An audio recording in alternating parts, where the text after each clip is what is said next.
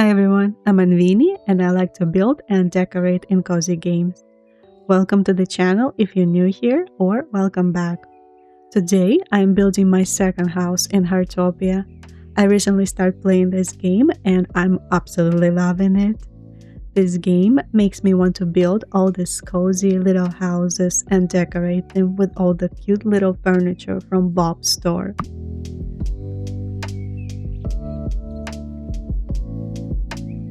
For my second house, I decided to go with the Victorian Manor. To start with the layout, I was referencing these old plans that I found on Pinterest. I was looking for a 2-3-story house with a symmetrical facade, a staircase in the center with rooms on each side. I'm not going to be able to do too much with the roof because there are certain limitations with building in this game, and I don't have that many items unlocked yet. I started here with laying out the outline of exterior walls. The lower wall is going to be a base, and on top of it, I'm building my walls using another lower wall and 2 half-wall pieces. I'm doing it that way so I can mix and match different paints. For example, I want to be able to do a wallpaper with a wooden trim from 2 different types of paints.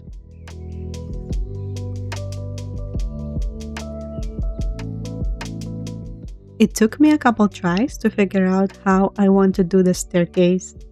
I couldn't decide where I was going to put the landing on the second floor.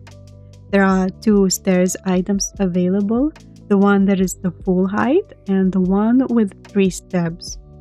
After a few attempts, I end up using both with the landing in between. The landing upstairs is going to be large enough to use all the doors, leading to 3 bedrooms and a bathroom.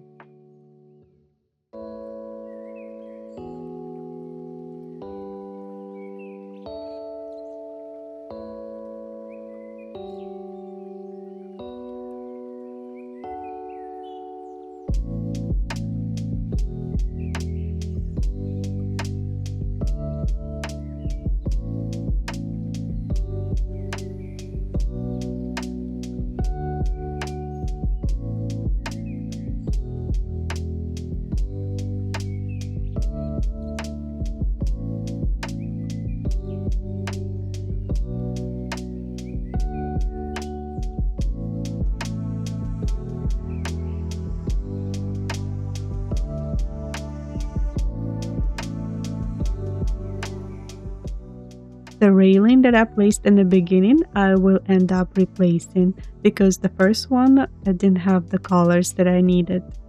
There are actually 2 types of railing items, the one for the full height stairs and the one for the 3-step pieces, but they both have the same width, if that makes sense. So if you're having a hard time snapping the railing to the stairs, try another one because they have a slightly different angle that works for a specific stairs item. I wasn't quite sure what style to go with for the facade, so I tried these fancy windows first. I just unlocked them, but I end up replacing all the doors and windows with the wooden ones. In this advanced building mode, there is the height slider on the right side to raise or lower your camera, but for some reason when using it in combination with hiding the top floor, it wouldn't let me place doors and windows on a lower level. The controls are honestly pretty bad for building. The camera is so hard to control and move around. I really hope they will work on improving controls for PC, especially when using the multi-select. It's just not even possible to move the camera at that point. And when trying to look at the interior, the camera is jumping around too much.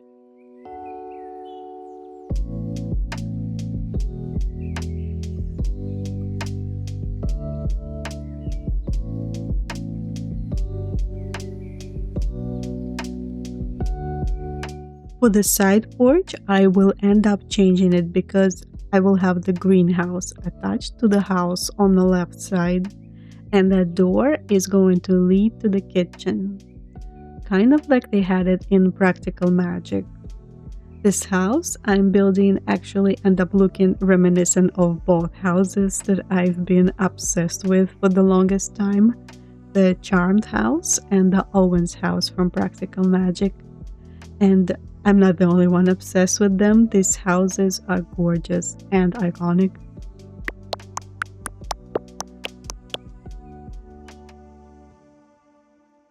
For some time here, I couldn't figure out what windows I was gonna use.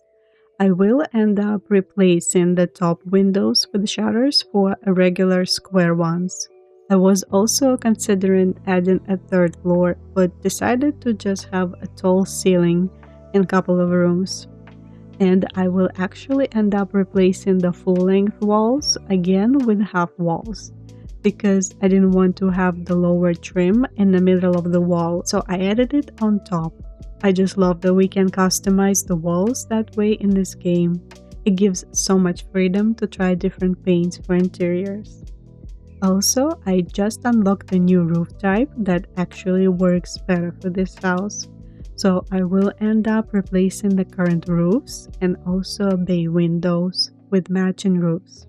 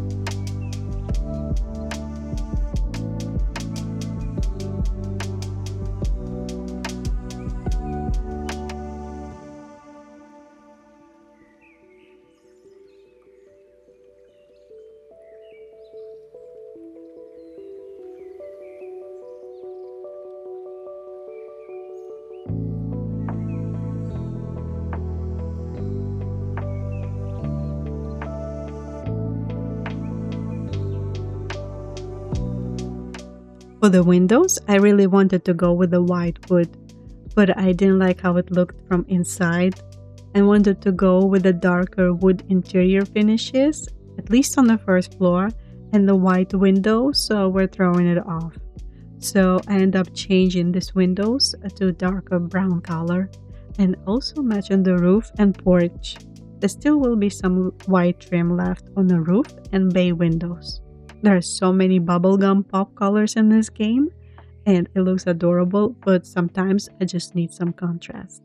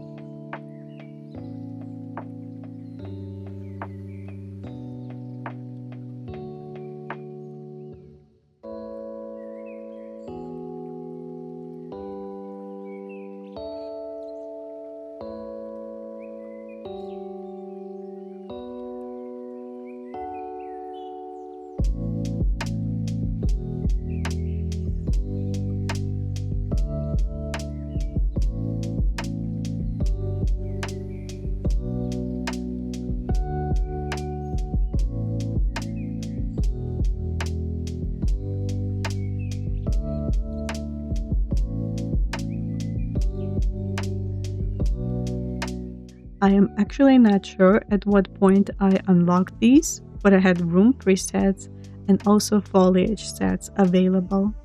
And later I found out that this is only available when you're building in the blueprints, not on your actual plot.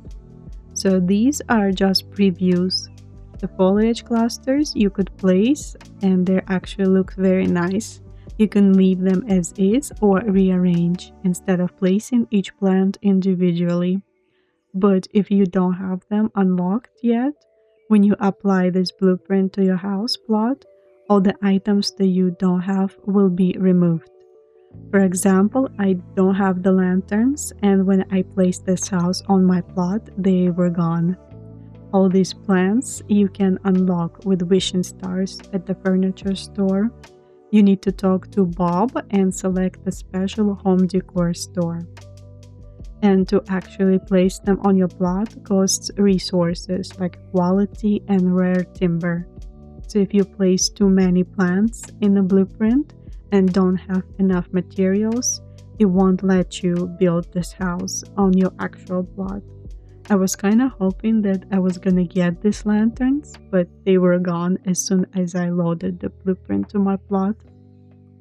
So the blueprints in this game are kinda like a creative mode where you don't need to worry about resources. You have all these items to play around with, pre-built rooms that you can place and deconstruct, but if you're building for the purpose of actually using this house, you need to use only these items that you have in your furniture tab. And the arch with the flowers is actually turned out to be columns with flower bushes placed on top. And since the columns you can stretch and shrink in this game, it opens so many possibilities for building with columns. It actually blew my mind when I realized that you can place items on top of the column, including plants, and you can also stack columns on top of each other, creating unique forms. The building in this game is limited in some ways, but very flexible in the other, which is what I love about this game. Especially when keeping in mind that all of these features and items are completely free.